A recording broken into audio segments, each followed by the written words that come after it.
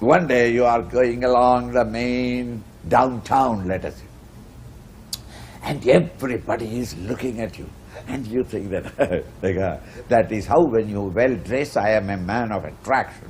I am a broad-shouldered, wonderful man. And you walk, all of them looking, it's an added glory to me. It is an adoration of my beauty and personality. You go. As you are going, suddenly you remembered, with such a well-dressed man must have a cigarette. That is how in the cinema. So you go to a shop and then get one cigarette. In India you can have one cigarette. Here I don't know whether you can get one cigarette. One cigarette? Yeah, heard it. In cigarette shops, in order to make the patiently make the customers wait there, they always put huge mirrors.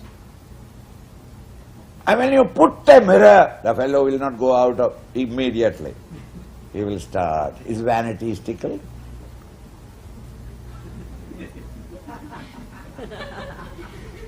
Man and woman will start dancing in front of the mirror.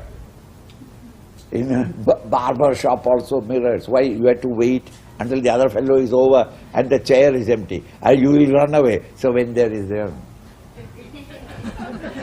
you will sit down for half an hour. Now, in that mirror, when you looked, you suddenly found that there is something black that has come from the nose to the cheeks. Suddenly you realize that, oh, this is why everybody was looking, not at my personality, but they thought that this African style has come into this country. What will you do? Having seen that for yourself, what will you do? Anything lying down there. If you have not got a kerchief, anything will do. Newspaper, old paper, gunny bag, waste, whatever it is. Until it is removed, you have no peace of mind, isn't it? Tell a lady,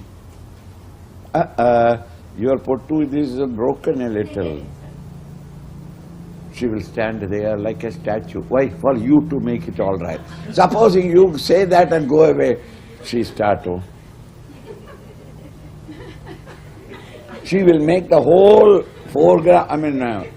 forehead spread that color. Because there is no mirror to look into. Once you know that there is a black spot, you cannot.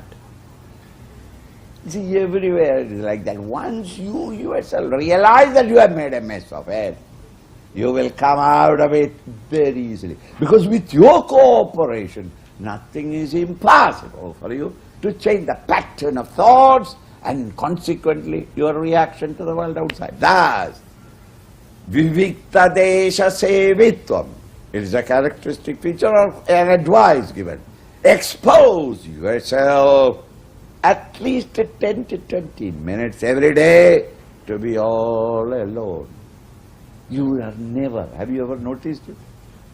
From womb to the tomb, in materialistic world, you are never alone, except in deep sleep, where you are not. The moment you wake up, from there onwards is compelling. Always, you may say that, no, I am all alone staying there, Swamiji. It's alone, I like to be alone. Alone? Radio, television. Even when you are going for jogging, you are not alone.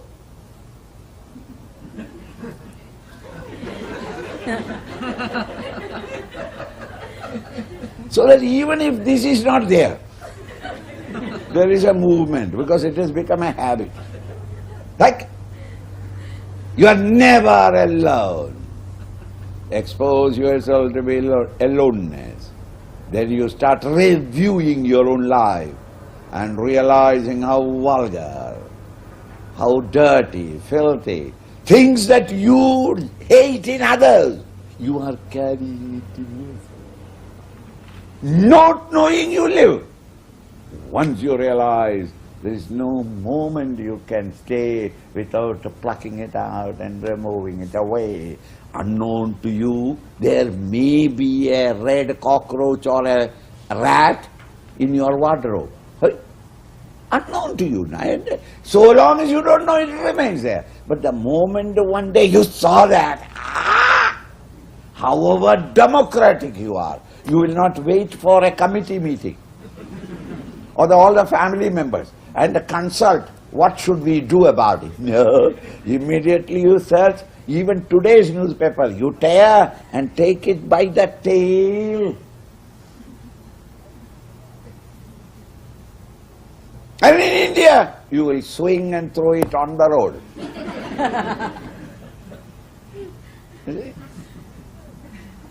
You will do it if you know it. Not knowing, it can stay there and rot. In the same way, in the wardrobe of your mind, there are a lot of dead rats and worms. Remove them. And you cannot remove until you discover. You cannot discover unless you look into it. You can't look into it if you are in the company of others and engaged in the world of OET. Therefore, expose yourself. Beautiful idea. Try it. 1 month try it. And don't try it. If you don't want to change, don't try. Because you will change. And then don't come to me and say, Swamiji, make me as before. It's very difficult.